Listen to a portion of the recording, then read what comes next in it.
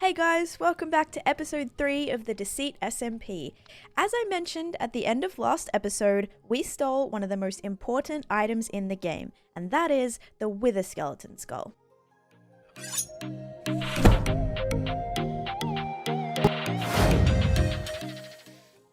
In this server, Wither Skeleton Skulls do not drop naturally, and the only way to obtain them is to collect them from loot boxes. However, not every box has a skull, and only 3 will be released. The reason why this item is so powerful is because this is what the crafters need to win. The crafters need to collect all 3 skulls and spawn and kill a wither for the game to be complete. Hence, regardless of what side I'm on, the wither skull is still extremely important and it needs to be protected. But there's a catch. If you are lucky enough to find one, these skulls must be displayed visibly in your base at all times. I managed to get my hands on a skull last episode, but I do know that holding onto it can be a bit of a problem. This may put a target on my back considering it's the only one in the game so far, so I needed to take some precautionary measures to make sure I was safe at all times. I didn't know at what times and who would be entering my base to actually get their hands on this skull, so I went ahead and made a couple of little secret exits, entrances, in order to make sure that I always had an escape route and I always had a secret place where I could keep the rest of my loot and enchantment setup and all that fun stuff. Before I started creating the secret base, I wanted to make a base that was out in the open, visible to everybody, just so it would throw a couple people off. So I started building a castle type structure. I didn't get super far with it, but this is how it went.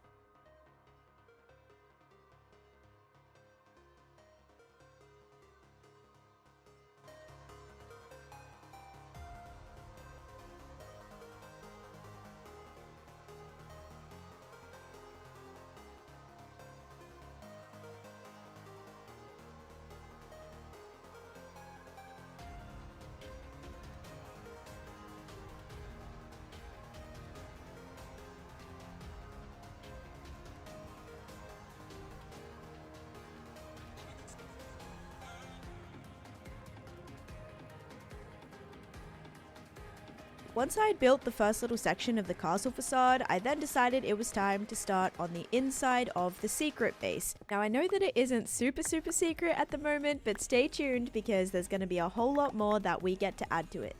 The first thing we needed to do was to give ourselves more space to work with. The area was super tiny, so that's the first thing I got set on doing, was just chopping down some walls.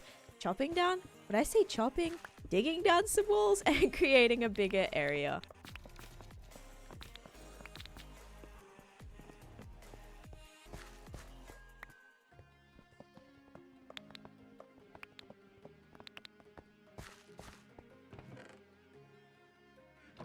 Now that we had some more space, it was time to create our secret room. I am absolutely horrible at redstone, and I also didn't really have much materials to work with, so I actually decided to make a small little entrance using trapdoors. I thought this would be the easiest and most simplest way to create an entrance to a room that wasn't immediately visible to anybody else.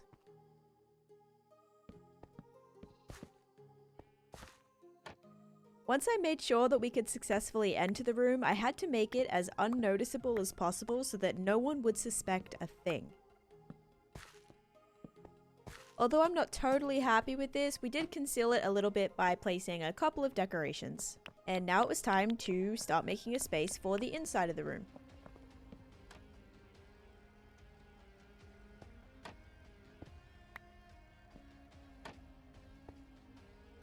I wanted to make the wall at least 2 layers thick, just in case someone was to break the first layer, they wouldn't see immediately what was behind it. That being said, if someone wanted to break through, they definitely could, but it might help deter them a tiny bit.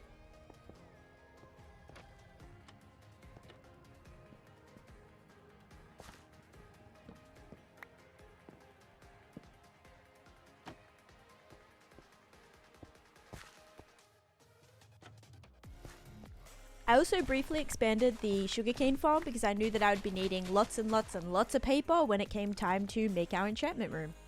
In a previous episode from looting a shipwreck, I also found some moss, which is an awesome decoration block, especially if you bone meal it. You can just get so many different things. And I felt that this would actually be a really good trade-off item for the future as well. I wanted the design of the cave to be sort of natural, so I actually went in and used a lot of the leaves that we just got from the azalea tree. And I also added some spruce logs to make it look like there was a little mini indoor tree type thing. And yeah, I think the area is actually starting to come together quite nicely. We still have a bunch of decoration to do, as well as add the enchantment room.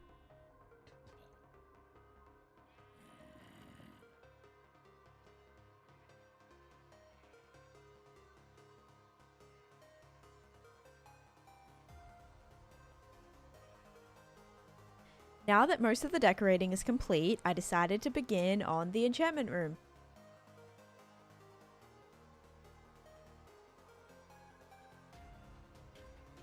I made another secret room, and this time I wanted to make the entrance a little bit different than the other one. So this one's a little bit more complicated. It does involve some redstone and some sticky pistons. And the way this works is once activated, the sticky pistons will actually retract and create a passageway that we can then walk through. Once all the pieces were put into place, I then could go ahead and cover the whole entire thing up. Unfortunately, I only had cobblestone and I probably will retexture it, but for now, we just need to make sure it's all covered up.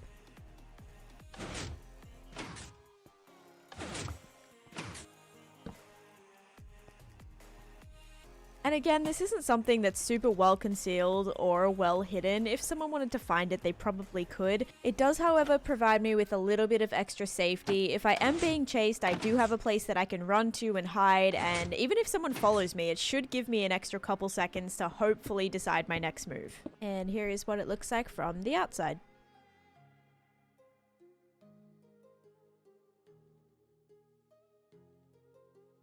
I continued to dig out this room so we had a big enough space to fit our enchantment table and all of our bookshelves. Once the preparation for that was finished, we also needed an exit. I kept it super simple and just added a ladder that actually takes you back out to the surface.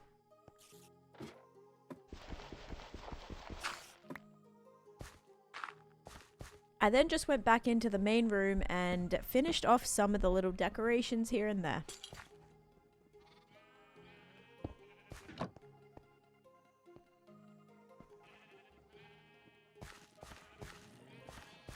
And this is the final product.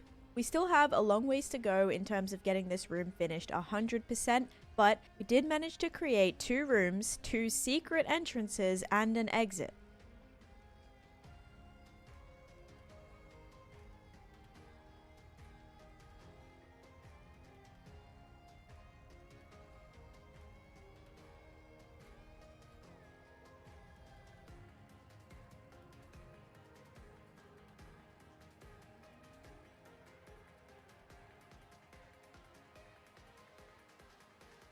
I feel a lot better knowing that I have a secret hideout, and I can't wait for next week's group episode, so make sure you stay tuned and I'll see you soon. Thank you so much for watching, and bye bye.